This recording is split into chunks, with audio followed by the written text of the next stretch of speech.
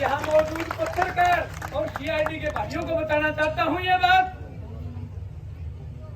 कि तसल्ली से नोट कर ले, इस बार हमें अपने 20 गांव के गोंडी भाइयों का साथ मिल गया, हम पीछे कदम नहीं देंगे। जो कुछ होगा सो तो होगा, लेकिन हम पीछे हटने वाले नहीं हैं।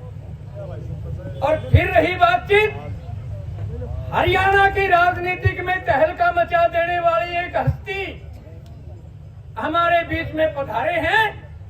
मैं अपनी तरफ से कहूंगा कि तालियों से, जोर शोर तालियों से स्वागत करें भाई बलराज सिंह कुंडू, जिन्होंने हरियाणा सरकार को उंगली पर नचा के रख दिया। एक आदमी था यू, और जो इसके आज 40-50 और इस वर्ग आज मुख्यमंत्री, हरियाणा स्वर्ग हो जाए साथियों, ये ऐसे आदमी। और इस आदमी को बुलाने का श्रेय, वैसे तो ये आप ही बड़े जुझारू नेता हैं, लेकिन कुंडू भाई जो 5 गांवों के मालिक हैं, उन भाइयों से निवेदन किया कि हमारे भाई के ऊपर आज एक बहुत बड़ी कठिनाई की घड़ी है, आप उसके लिए हमारे बीच में आओ। एक बार कहते ही एमएलए साहब हमारे बीच में आ गए। मैं एमएलए साहब का अपने गांव की तरफ से, गांव की कमेटी की तरफ से, समस्त मातृ शक्ति की तरफ से और अपने गुआंढी भाइयों की तरफ से तहे दिल से और हाथ जोड़कर स्वागत करता हूं। धन्यवाद, आपने हमारे ऊपर बड़ा एहसान किया और आपका किया हुआ एहसान कभी हम भूल नहीं पाएंगे, क्योंकि हमारे दुख की घड़ी में आप काम आए। दूसरी बात यह है कि मैं हवाई बातें नहीं करता, प्रमाणित बातें आपके साथ करूंगा। एक समय था जिस टाइम ये राखी सरकार और थर्मल प्रशासन की गले का सांप बना हुआ था। उस टाइम इस प्रशासन और सरकार के पास उठाने का कोई प्रबंध नहीं था। मैंने साहब और थर्मल प्रशासन के अधिकारी गांव के गणमान्य व्यक्तियों को कहते थे कि भाई चौधरी कैसे भी करो, इस राखी का समाधान करो। और उस राखी का समाधान करने के लिए गांव खेजड़ के गणमान्य व्यक्ति इकट्ठे हुए। आगे भाई बनगी जोशी तो बनगी, वो तो आया तो गया है, पर इसका कोई समाधान तो करो। और उस समाधान को करने के लिए गांव की एक कमेटी बनी और उस कमेटी के अंदर फैसला हुआ कि भाई इसको उठाने के लिए धीरे धीरे सिस्टम तैयार करेंगे और इससे जो आमदनी होगी वो हम गौशाला को देंगे। एमएलए साहब सच्चाई हकीकत है। आज इस पंचायत के अंदर, आज इस पंडाल के अंदर मैं समस्त गांव की तरफ से आपको यकीन और विश्वास दिलाना चाहता हूं, उससे जो आमदनी हुई गांव की सिवाय हमने एक नया पैसा कहीं खर्च नहीं किया।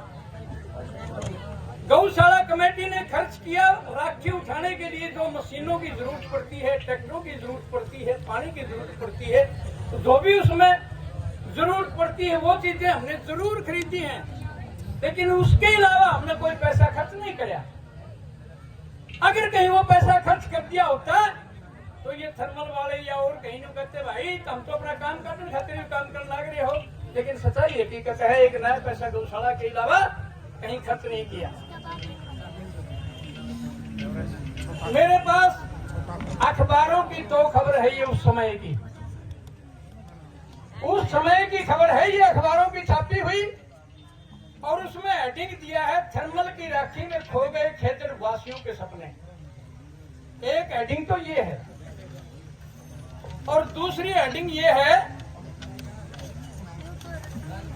थर्मल से उड़ने वाली राखी बनी कयामत। ये अखबार ने छापे, हमने अपने घर से नहीं छापे, ये मैं आपको बांटूंगा, ये कॉपी पढ़ के देखना कि उस टाइम हालात क्या थे। एमएलए साहब, आज जो राखी है, या मैं पहले भी कहूँ था, आज भी कहूँ, ईद राखी छोरे जमन लाएगी। कट्टर ने भी कहा भाई खेतर वाली राखी छोरे जमा, एक तो दे दो मन है, और मोदी कहने लगे भाई एक दे दो मन है।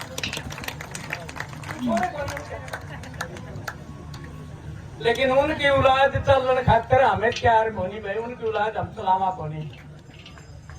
क्योंकि अगर ऐसा कर दिया और हम कहीं पर ढील पकड़ गए, कल की आने वाली भोली शक्लें हमें माफ नहीं करेंगी। वो हमसे पूछेंगी कि आपने हमारे हक की लड़ाई नहीं लड़ी, तब हमारा ये हाल हुआ। मैं मेले साहब को बताना चाहता हूं, मेरे गांव की मातर शक्ति, मेरे ग्वान की मातर शक्ति और मेरे गांव के गणमान्य व्यक्ति, ग्वानों के गणमान्य व्यक्ति बैठे हैं। आप हमारा स्वास्थ्य का मुआयना करवा लें। 100 में से 95 आदमियों को पथरी है। हाथ खड़े करो, जिस आदमी को पथरी है वो हाथ खड़े करें। आप पीछे देखिए कितने आदमियों को पथरी है। पथरी होने का कारण क्या रहा? मेरे भी 6 पथरी है, 3 इस किडनी में, 3 इस किडनी में। जब मैं दवाई लेने के लिए गया, सोने वाला मोड़ भाई दवाई देवा पथरी की, मैं वहां गया, मैं मोटरसाइकिल से उतरा ही था, उतरते ही कहने लगा नमला खेचड़ का होगा। मैं बोला कमाल की बात है, अपनी कोई जान नहीं पहचान नहीं, आपने वैसे कह दिया खेचड़ का है। ने बोला जी खेचड़ के अंदर सबसे ज्यादा पथरी है। एमएलए साहब हमारे तो खाने में भी राख, पीने में भी राख, धोने में भी राख, कपड़े में भी राख, घर में भी राख, ऊपर भी राख, तले भी राख। जब भीतर में राख जाओगी तो पथरी बनेगी हमारा। हम बड़े परेशान हैं, लेकिन मुझे खुशी इस बात की है कि हमारी परेशानी को सुनने के लिए मेरे नजदीक के 20 गांव हमारे साथ हैं। ऐसा साथियों, भगवान ना करे आपके ऊपर कभी कोई कठिनाई आ जाए। अगर कोई कठिनाई भी आ गई तो जिस आसार से आप हमारे बीच में बैठे हैं, हम भी आपके बीच में ऐसे ही बैठेंगे। चाहे हम चला दियो, पीछे कर दीजिए। एमएलए साहब आए हैं, ज्यादा देर आपके बीच में न रहते हुए मैं 2-4 नारे लगवाऊंगा। मैं कहूंगा ये तो एक अंगड़ाई है, आपने कहना आगे बड़ी लड़ाई है। ये तो एक अंगड़ाई है, आगे बड़ी लड़ाई है। ये तो एक अंगड़ाई है, आगे बड़ी लड़ाई है। मैं कहूंगा मोदी तेरी कब्र खुदेगी, आपने कहना आज नहीं तो कल खुदेगी। मोदी तेरी कब्र खुदेगी, मोदी तेरी कब्र खुदेगी। धन्यवाद मातर शक्ति, आपके बीच में ज्यादा न रहते हुए मैं अपना स्थान ग्रहण करूंगा। कल दिन से गांव खेतर के धरने को पब्लिक तक पहुंचाने के लिए जो योगदान दिया, उनका हम बार बार धन्यवाद करते हैं। और हमारे बीच में कृष्ण पाली जी पहुंचे थे, उनके साथ में गुरु जी पहुंचे थे, उनका भी हम बार बार धन्यवाद और अभिनंदन करते हुए पूरे गांव राम की तरफ से धन्यवाद। भाई सुनो भाई, एक तो रोड रोक क्या करे हैं।